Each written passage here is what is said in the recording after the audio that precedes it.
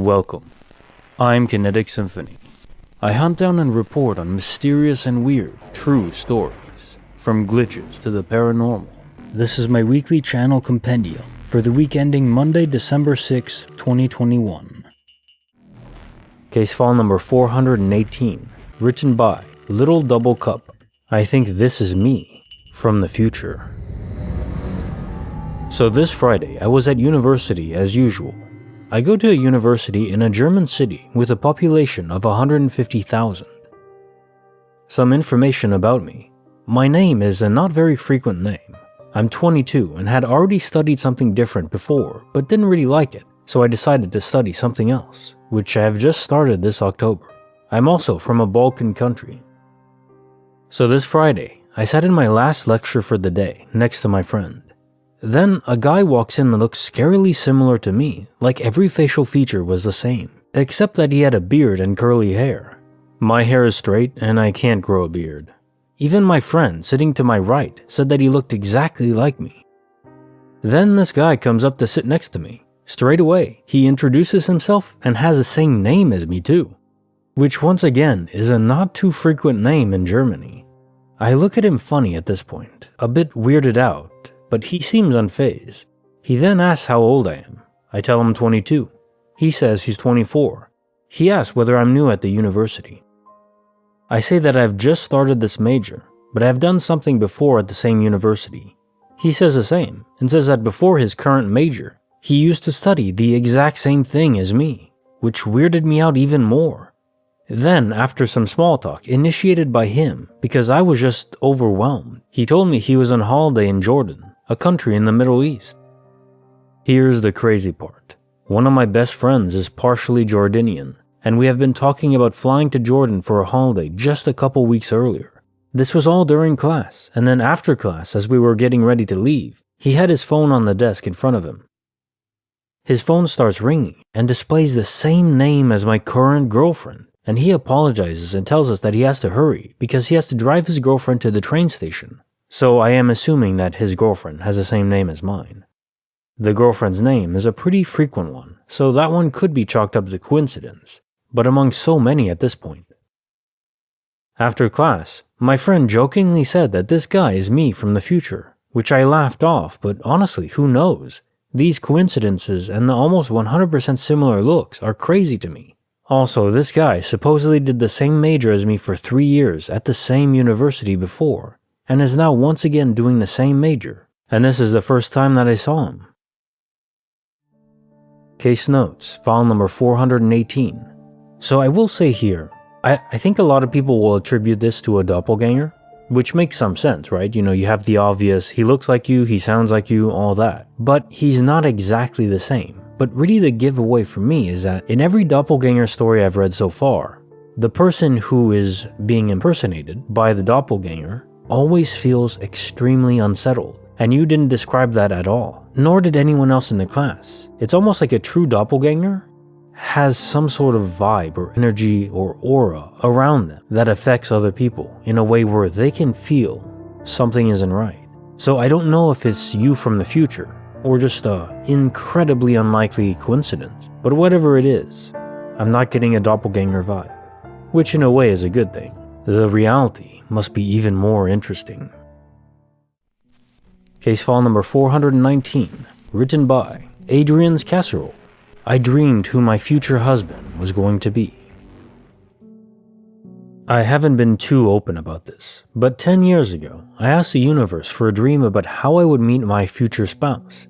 That night, I dreamed that my favorite singer, my biggest crush at the time, was standing on a stage with blue lights all around him, in a towel. He picked up the microphone and said, "I'm not ready yet, but I will be."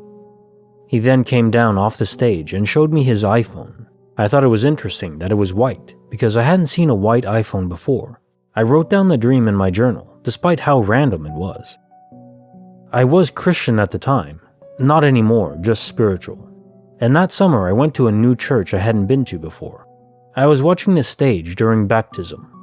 This very attractive man was getting baptized, and there were blue lights all around him, and he had a towel. It was almost the exact same scene from my dream. It freaked me right out. I stalked him a bit afterwards in the lobby, and he pulled out a bright white iPhone and started texting someone. I didn't know what to think. I didn't know if he was single or taken or anything about him other than he was exactly my type and looked a lot like my singer crush as well. I kept going to the church and met him a few weeks later. We exchanged a few words, and later that day, he friended me on Facebook and messaged me his number and said although he didn't know me, he wanted to see if I wanted to go on a date. We've been married for about 8 years now, and I consider him my soulmate. I always wondered how exactly that happened. It was a little too specific to just be a coincidence of the mind. But if it was just a coincidence, it was a pretty interesting one, you gotta admit. Bonus file, written by Franho Tahi, A Deafening Flute of Silence. So, this happened yesterday, and I am a bit mystified to be honest. So the two of us were descending downhill from an old fortress, and just as the sun came down behind the mountain, everything went completely and utterly silent. 1 minute, the birds were singing and chirping like crazy, and the next, dead silence. Like someone flipped a switch, exactly like that. You could only hear the wind rustling the dead and falling leaves. It took us a few moments to really notice the silence before it became really loud and noticeable and deafening. So we kinda looked at each other and stopped to listen for a bit. After a while, something that sounded like a flute could be heard coming from further downhill. Every minute or so we'd hear it, 5 to 6 second intervals, nothing complex. It lasted maybe 10 minutes and then suddenly stopped. After a while, we could again hear birds, bugs, small animals, even cars in the distance. But during those minutes, everything went deadly silent, and the nearest wolves, bears, etc. are nowhere near this area. And then there was the odd music in the silence. So yeah, I'd like to hear your thoughts on this one. Case file number 420, written by Nick 1000. An elevator to a dimension of parking garages. Never thought I'd experience something like this, but here I am. I currently work from home and had a break in between clients. I decided to do laundry so I wouldn't have to worry about it later this week. To preface, my apartment is set up where the second floor is the main floor, mailboxes, lobby, office, and the first floor is the basement and where the laundry room is. All parking is outside and floors range from 1 to 6. When it was time to move my laundry to the dryer, I picked up my keys and some dryer sheets and went to the elevator to go to the first floor. I would have normally taken the stairwell since I'm on the second floor, but I also wanted to check my mail since I hadn't checked it yesterday. I hit 1 on the elevator and almost stepped out when the doors opened up. But it didn't open to the first floor hallway, it opened to a parking garage. I'm confused because I know the first floor is all apartments, laundry, and gym. I've lived here for over 2 years. I wish at that moment I could say that I stepped out and explored. I started to feel so freaked out because I know this apartment like the back of my hand, and I know we don't have a parking garage nor a floor beneath the first floor that I could have accidentally gone to. I pressed 1 again and the doors closed, but the elevator didn't move and the doors stayed closed for a few seconds. Then they reopened. I was on the first floor where I was supposed to be.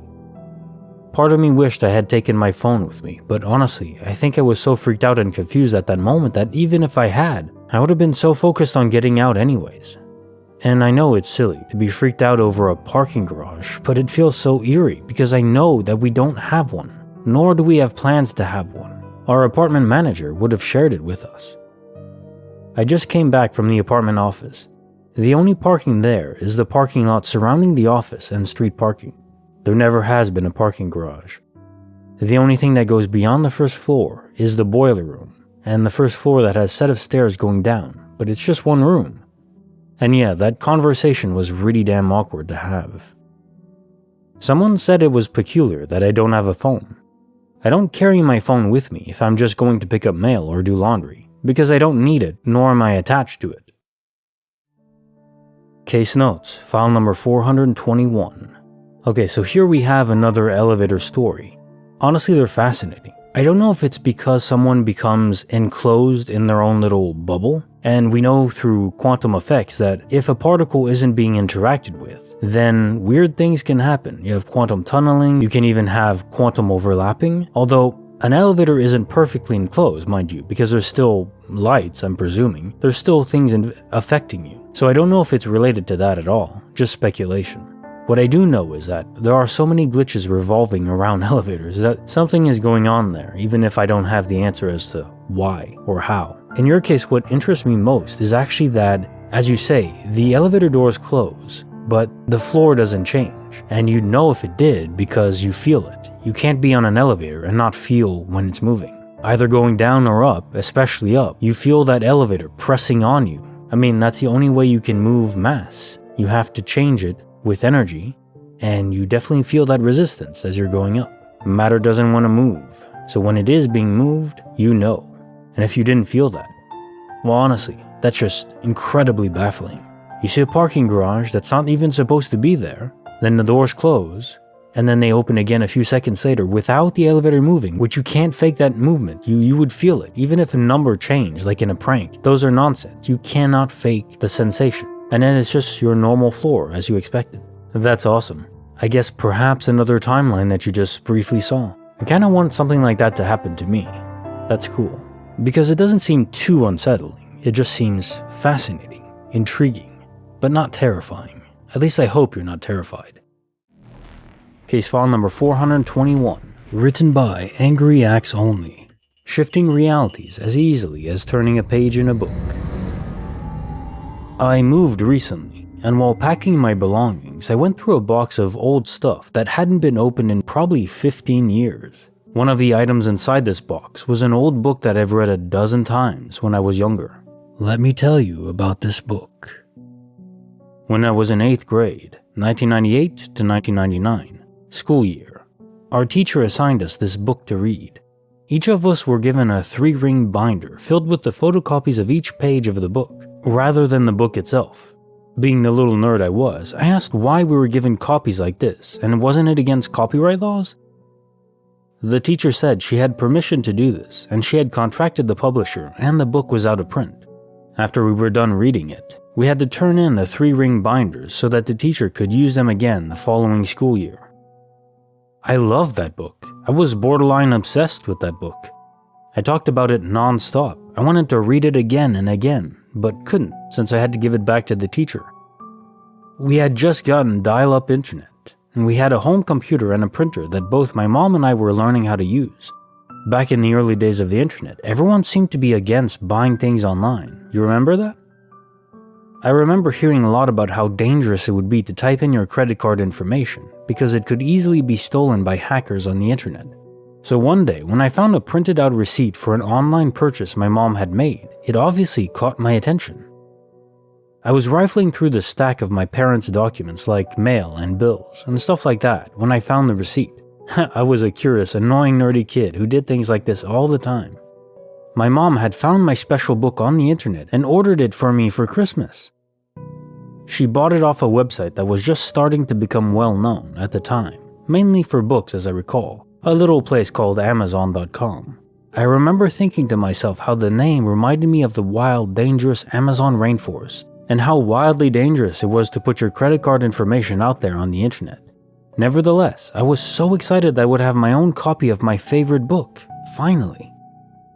I'm not sure if this was Christmas 98 or Christmas 99, but sure enough, it was under the tree and it was my favorite present that year. I read it cover to cover over and over for a couple of years. Finally, when I had my fill, I put it on my bookshelf with my other books, where it stayed until I packed my things and moved out of my parents' house. At some point, while it was on the bookshelf, my mom put that receipt folded up inside the book, and I noticed this before I packed it into the moving box. It stayed in that box on a shelf in the basement for all these years. Fast forward to present time. I'm packing and moving my belongings. I open the box, find the book, thought about the receipt. I wanted to show it to my boyfriend to make a joke about how my boomer mom used Amazon before it was even cool. So I open up the book, pull out the folded receipt, open it up to look at it, but it's not from Amazon. It's from barnesandnobles.com. Reality shifted, right? That's the only explanation. I have such clear, specific memories of this receipt being from Amazon. I just don't even know what's real anymore. Case file number 422, written by Desperate Ad. 1071. When the universe decides to screw up your student art project. 10 days ago, I went shopping for some classroom supplies, including patterned craft paper for my students' art projects. I'd look online and decided to go to a Walmart out of town, which had everything I needed. When I got to the store, I found the paper I wanted, but was struck by another pad of paper made by the same company. The patterns were gorgeous, and I'd never seen them before. I figured they weren't sold at my local Walmart. After comparing the two, I decided to buy the paper I'd just discovered rather than the pad I'd originally planned on. I also bought a rectangular wooden crate and decided to use it in place of bags at self-checkout. When I checked out, I put the paper in last, but couldn't fit it against the side of the crate unless I curved the bottom. The crate had triangular reinforcements in the corners, which reduced the interior space on the sides. I didn't want to bend my pretty paper, so I took my other items out and carefully repacked the crate with the paper in the middle. My memories of this are very clear and critically important. When I got home, I left the crate in my trunk until Monday morning, when I brought it into my classroom and began my usual activities. At some point, I realized I didn't have the pad of paper, but I wasn't alarmed. I didn't need it until later in the week and figured it had somehow fallen out of my trunk. But the paper was not in my trunk or anywhere else in the car. Did I bring it in the house and forget that I did? That seemed like the only explanation. I looked around my house that night, no sign of the paper. I was baffled, but convinced I must have put it somewhere and would find it eventually. For art that week, I changed my plans and used what I had on hand. 1 week later, I'd rechecked the car and house several times and the paper was still missing. I still thought I'd misplaced it and was annoyed with myself because I wanted to use the paper in a project. I decided to buy it again. That's when things got really weird. I looked online to see if Walmart had the paper in stock. I'd bought the only one left on the shelf, but couldn't find those patterns anywhere. I searched other stores, searched paper made by other companies, and even looked on Etsy for older stuff. No luck. Then the final blow. I pulled out my receipt, hoping to find a product number. There is no record of my buying any paper. I am hyper-conscientious when using self-checkout, and I wouldn't pack an item until I heard the scanner beep. I'm always afraid I'll be accused of shoplifting, and mindful of the fact that the cameras are recording. In summary, I bought a pad of paper which I now can't find anywhere on the internet. The paper disappeared from the crate I'd carefully packed it in, and the purchase isn't listed on my receipt. This bothered me so much that I measured the crate's interior to see if I was consistent with my recollections. It was. The pad of paper was 12 inches square. The middle of the crate is 13 inches wide, but the sides are only 11 inches wide due to the corner reinforcements. I couldn't fit the pad on the side without carving it, but could easily fit it in the middle, just as I remembered. I'm stumped. Case file number 423, written by Desperate Ad, 1071. When the universe says Reparo on your necklace. Some people have suggested that glitches are happening more often. That's been true in my life. In the last 4 to 5 months, I've had 3 baffling glitches. Here's the latest. A few years ago, I bought a necklace in New Orleans. It has an elaborate pendant and beads intertwined in a delicate chain. Early last year, the chain broke in the middle and I couldn't fix it. I was annoyed because I'd only worn it about 10 times and it wasn't cheap. I boxed up the necklace and put it in the back of a long, narrow closet, planning to take it to the jeweler someday. Then the event that shall not be named hit, and I forgot about it. Recently I thought I'd like to wear the necklace and decided to have it fixed. I dug it out from the back of the closet and it wasn't broken. The piece was perfectly intact, as though nothing ever happened. This is mystifying. No one goes in that closet but me. My husband is disabled and can't even open the door, and we've had few visitors over since the world event started. I'm also embarrassed to admit that the closet is a mess. There's no way someone snuck in, searched through the closet, found the necklace, took it to the jeweler for repair, during the event no less, and secretly returned it to the closet. Besides, why would anyone do that, even if they could somehow pull it off? I never mentioned the broken necklace to anyone and have no explanation for what happened. Case notes, file number 423. Right, So we have crossover events where people transition between parallel universes, then we have disappearing object phenomena where people lose items and then usually they come back but not always, although all these objects and people, notable to say, are still bound to Earth's gravity, so whatever they're doing, they're still here in a sense. So that would explain why Earth is still relevant in the picture, even though we can't see them. It's like they phase out of the electromagnetic spectrum, kind of like neutrinos can just pass through everything. But they are still affected by gravity. It's just that they're moving so fast, it's not really relevant at the scale of Earth. So they just zip right through. And then for your necklace, now we have a new one. Something just being repaired, mystifyingly. Are we just gonna call this repairing object phenomena? I wonder, this isn't as frequent, but I have read a couple stories about this. Objects that were destroyed, or mangled, or even completely broken, suddenly reassembling themselves. Never inside, of course, it happens off-screen, but it does seem to happen, and that's pretty damn cool. Perhaps we have leprechauns that are coming in the middle of the night to repair items that have great sentimental value to us. Well, maybe not leprechauns, but something did. Case file number 424, written by a scrummer, taking VR gaming to an astral level. 3 nights ago, I was in my daughter's 19 room, and she went downstairs to get a snack. When she was downstairs, I heard her say, "Where are you hiding?" So I asked who she was talking to. She said her brother, 17. Her brother was dead asleep in his room, so I said, "No, he's asleep in his room." After a pause, she ran upstairs freaked out. She had me look in his room and verify he was there, after which she told me she had seen her brother in the hallway just a few minutes ago, and she followed him down the stairs. When she got to the bottom, he was gone. This was very weird, but it was late at night, and honestly, I thought she believed it happened, but it didn't actually happen. Well, then comes tonight. I'm in the downstairs bathroom. Don't judge me, it's Thanksgiving Eve, and I hear my son come down the stairs, walk down the hall, stand outside the door, and I see a shadow, and say, "Hey, Ma." So I say, "What's up, bro?" No response. So I say, "Yeah, Vin?" I hear him walk up the stairs, so I yell, "Broheim." Nothing. So I called for him to find out what he wanted. He's utterly confused, in his VR game with other people that confirm he's been on call. I'm not sure what's happening, but I'm a tad freaked out and have no idea what the hell is going on. Thoughts?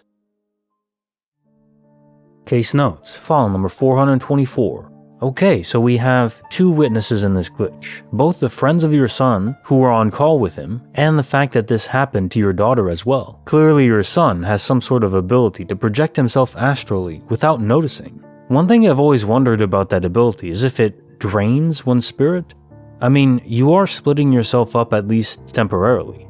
It surprises me, but of the stories I've read, it does seem like it places no actual toll on the person doing it. Even to the point where they can be doing it without even knowing they are. They could be playing a game like in this instance, though typically it does seem like it happens to people when they're sleeping more. I don't think it's an energy issue. I think something happens in our minds that makes us more amenable to doing it. For me, this makes me wonder how many times we've managed to project our own soul around the world without even knowing we did. How many glitches we might be responsible for in the minds of others, and we don't even know at all. Case file number 425, written by Keeping Thing Sieve. 3-foot gray man invades bedroom. Well, okay, let's just say it. He's an alien. I had this experience about 2 years ago. Some may argue that this experience was sleep paralysis, but I strongly disagree. It was very real.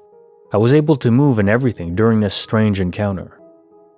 Normally, the experiences I've had in this house have been of the ghostly variety, nothing majorly noteworthy, but if there is interest, I can make a separate post for that as well.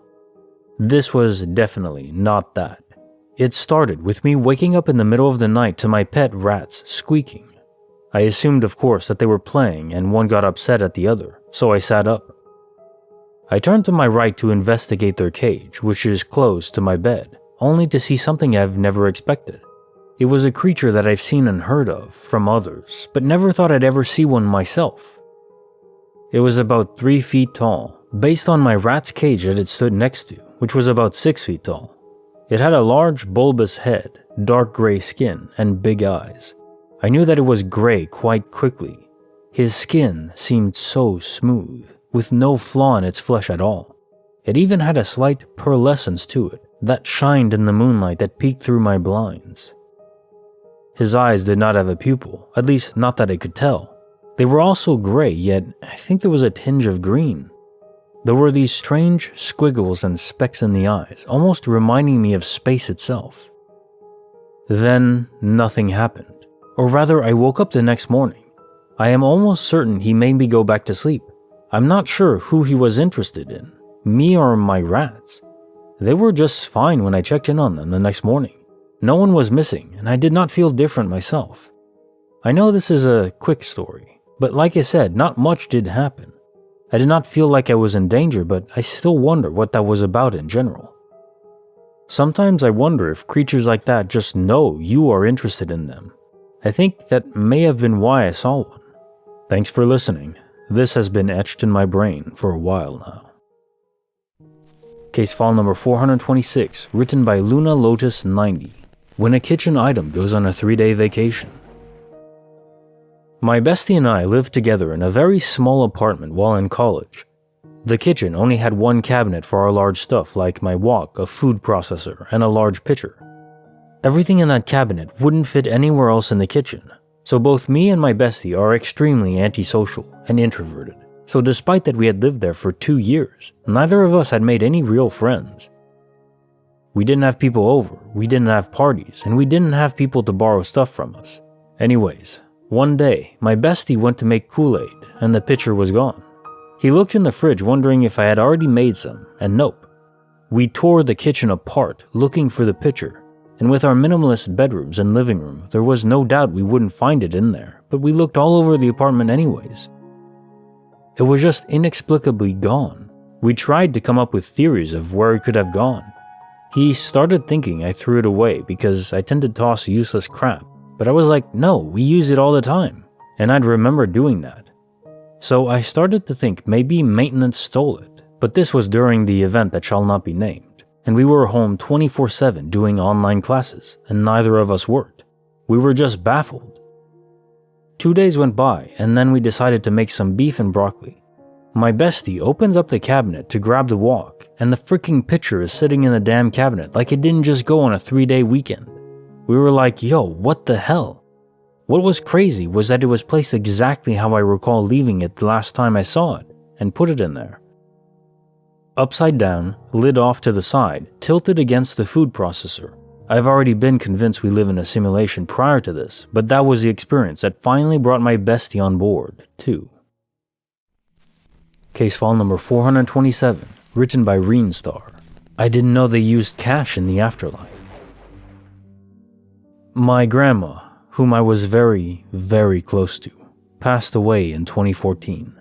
Every birthday of mine she was alive for, she would have my mom buy her a greeting card and she would put $100 in to give to me. It was always in increments of 20s, since that's what the ATM gives you at the bank. I keep all of her cards, among a number of other keepsakes, in a box, and periodically go through them and reread her cute messages. I have about 20 to 22 cards from her, and it's not a lot to read, so I normally read them all when I miss her. One that always sticks out to me is one from my teen years, where the card itself must have come with a number of stickers for you to fill in the front of the card, which was Happy XX Birthday on it. Grandma couldn't read English and left it blank, so I always thought it was a cute mistake. I got married in 2016 and naturally missed her immensely and was sad that she wasn't able to be there. Shortly after the wedding, my husband suggested I read her cards again because I was missing her. As I was going through the cards, the one with the blank age came up. I opened to read it. Mind you, I have opened and read this card many, many times, and out fell $20. Let me preface this by saying, my keepsake box has a lock on it. I have the key on my keychain at all times. Moreover, the box is sort of a hiding spot at my parents' house. I don't even think they know it exists. I strongly believe that it was impossible for someone else to have put $20 in there. Also, there's no reason that I wouldn't have taken the money out if I knew it was there. And I would have, since I recognize and have read this card countless times. It feels like it was put there by my grandma because she knows how much I miss and need her, and how sad I was that she couldn't attend my wedding. It felt like a little wedding gift from her. It makes sense since she never had any increment other than $20 bills. Bonus file written by Mountain Gold 4734. Our dearly departed baby son, the Astronaut. I'd like to share this experience with others because it's been a beautiful and perplexing thing for us. This is the kind of story I had previously heard about, but when it happens to you, it really is quite amazing. In April 2020, my partner and I sadly lost a son at 17 weeks gestation. I had an infection in my uterus, which was undetected, and after several days in hospital with some worrying symptoms, I went into premature labor. I was also septic, so after delivering our boy, I was very unwell. To say it was tragic and traumatic would be an understatement. We named him, and for the purposes of this post, we'll call him H. At the time, my older son, A, was 2.5 years old, too young to really understand anything except that Mummy was sick in the hospital. We haven't purposely not told him about H. We will in time, but there was no reason to confuse him at such a young age. We don't talk a lot about H at home. H is not a name that is familiar to our older son for any reason. In around July this year, I was driving A to a Saturday morning activity when he said, "Mummy, you should meet my friend H. He's here in the car with us," and pointed to the ceiling of the car. I didn't want to overreact or ask too much in case he felt the need to make things up, so I simply said, "That's good, eh? Is he a nice friend?" And he said yes. I told my partner and we both had the same reaction. Weird coincidence, but also kids have imaginary friends often, not a big deal. The next day, A told my partner that H is here when they were playing in our lounge room. My partner asked, "Oh, okay, where is he now?" And A pointed in the air to the corner of the room above where he keeps H's ashes, on the top of our bookshelf. A then said, "He's like an astronaut, he can float in space." A few days later, when my partner took A off to childcare, I gave A a kiss and hug as I always do at the front door. A then turned to his left and enthusiastically says, "Bye H, I'm off to school," before running out the door. By now, my partner and I are just looking at each other in absolute amazement. Over the next few weeks, this happened several more times. Sometimes A told us that H is asleep, so would stay in the car if we arrived at our destination. A also told me that H was in hospital, not an astronaut anymore. That freaked me out a little, as of course the only time we could hold H was in hospital. Our only memories of him physically were in that setting. But mostly these visitations felt special and a bit magical. The final time H visited, that we know of, occurred in the car again, just A and I. He told me, "H is here with us, Mummy," and curiosity got the better of me. I asked, "A, is H a man or a little boy with you?" And he said to me, with a tone like I really should know this already, "No, Mummy, H is just a little baby. Sometimes I can hold him." And he cradled his arms like he was holding a small baby. That was absolutely an holy crap moment, but also a wow moment. I was raised agnostic atheist, so it's all a bit overwhelming to ponder on too much, but we have decided it was H just letting us know he's okay and with us still, somehow. A few weeks later, I found out I was pregnant again. I like to think H was there with us through the early weeks, and is with us still. Always a special part of our family. I do believe young children can see things we can't explain. I'm so glad A had this chance, though he most likely won't remember it. Thanks for listening along. Case file number 428, written by Alderan Survivor. When the universe temporarily gives you a massive IQ boost. So after graduating college, I went on a Euro trip with my best friend. We started out in England and worked our way south to France, east to Prague, and about the second week in, we landed in Italy, Venice. It's about midday, sunny, and we are dead tired and beat from the train ride, and the only thing we want to do is find our hostel and sleep. Note, neither of us speak any language other than English and a teeny bit of Spanglish. We're Texan. After getting off the boat and literally wandering around to a main part of the city, again, Venice, I see this smiling older gentleman and ask, in Spanish, ¿Hablas inglés? He smiles, wide, says, Sí, sí. All I do is pull out the reservation of the hostel and point to the top of the page, circa 2000. Didn't exactly have a smartphone. Hell, we didn't bring one. The old guy just starts speaking in Italian. All I remember is claro, claro, and literally gives me directions for 3 to 4 minutes, pointing and gesturing with his hands and arms. When he gets done, my friend just looks at me with that what the hell look and says, "Did you understand any of that?" Just stare off, look him dead in the eye and say, "No, not a word, but I know exactly where to go, and I don't know how." Now, if you've never been to Venice, it's a freaking Pan's Labyrinth with no distinguishable streets. We're literally talking back alleys and streets that cross through and over the water. Well, 15 minutes later, we arrive at the church and hostel combo, and all I remember is going to bed and passing out. I didn't understand a lick of any other language that whole trip, but will, for the rest of my life, never be able to explain or repeat how we got there. I can't do the story justice with the number of turns and back alleys we took, and my friend just kept asking, "How do you know where to go? Even if you somehow understood him, there's no way you could remember all of this." Case file number 429, written by KitKoo1. My property keeps running away from me. This only happened to me twice, but I can't help but notice a pattern. First thing was a mug I liked. I bought it years ago. It had a pretty kitty and a stiletto painted on it, and I'm a big fan of cats, so I was happy with the purchase. Unfortunately, the mug broke soon after I bought it, but I promised myself I'd find a replacement. Years later, I found the exact same mugs in a different store. Overjoyed, I bought one.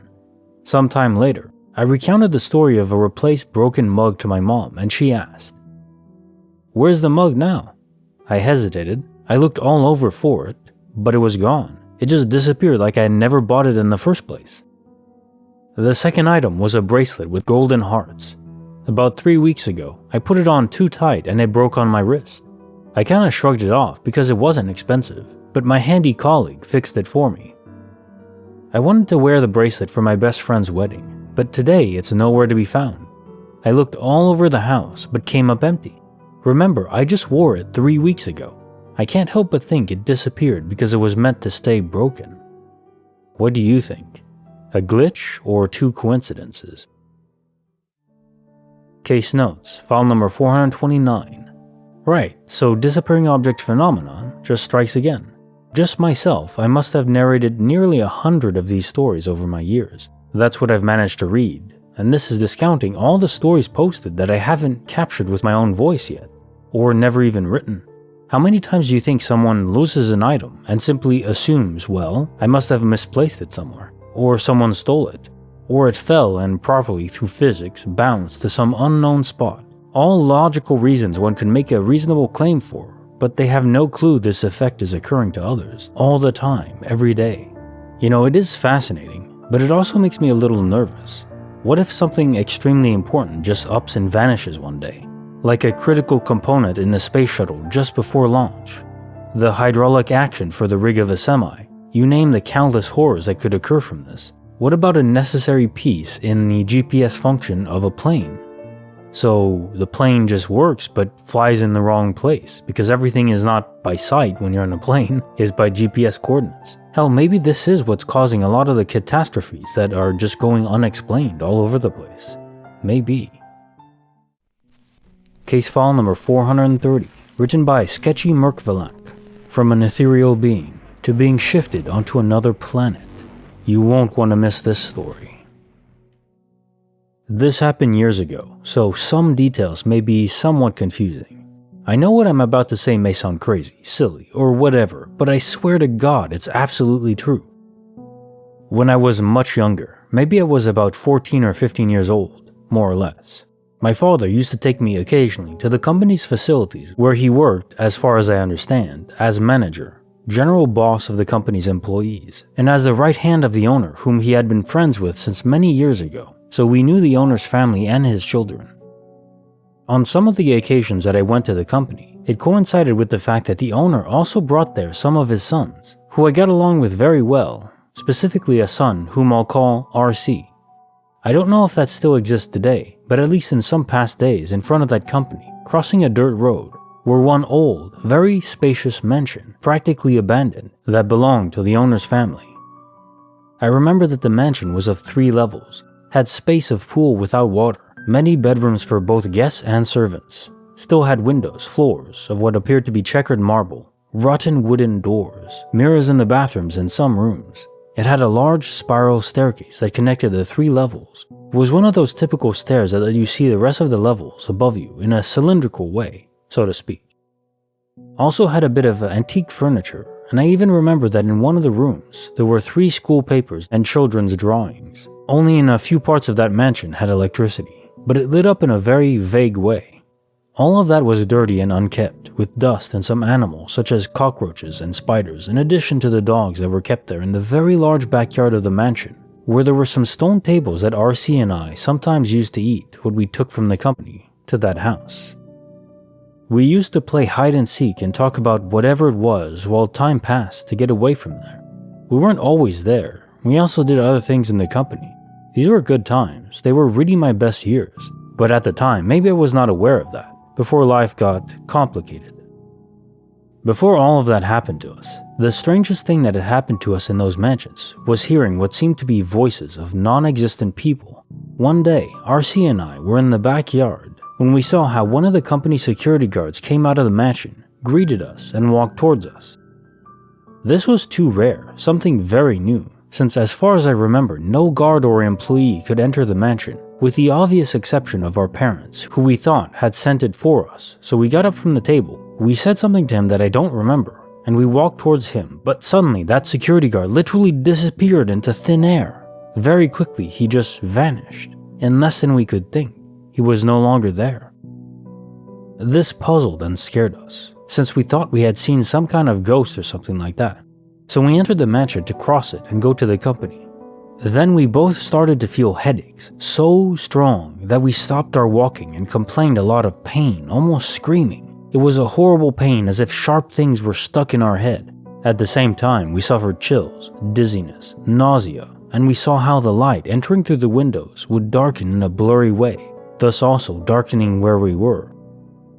Little by little, all that we felt was disappearing until we were almost calm, and I say almost because we were very cold. Our bodies were cold. We were shivering and we released like steam from our mouths, but everything around us felt warm, normal, not too hot, not too cold at all. It was strange. It had no logic, but it was undeniable what we lived. I don't remember what we said to each other, but we were definitely scared, puzzled, not knowing what was happening. I think I was the first to open the door and go outside, where to my absolute surprise, absolutely everything around us, everything that was there before, the company, some other companies in the distance, the public lighting, everything, absolutely everything, had completely disappeared. The only thing that was seen was this immeasurable earthy desert that at times seemed to acquire a slight color between metallic and purple.